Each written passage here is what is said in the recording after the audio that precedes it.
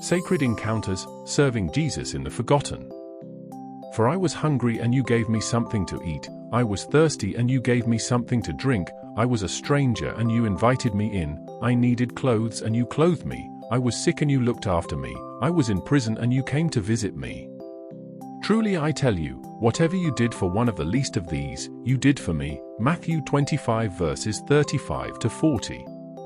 In Matthew 25 verses 35 to 40, Jesus declares that serving the marginalized, the hungry, homeless, sick, or imprisoned, is an act of worship to him. By equating himself with the least of these, Christ transforms everyday compassion into sacred encounters, urging believers to see his face in those society overlooks. This call to serve is not about earning salvation but reflecting God's heart for justice and mercy, as he prioritizes the vulnerable. Practical steps include opening our eyes to the needs around us, stepping beyond our comfort zone to advocate or assist, and ensuring that love, not guilt or pride, fuels our actions. Every act of kindness, done in his name, carries eternal weight, affirming that true discipleship is found in humble, selfless service to others.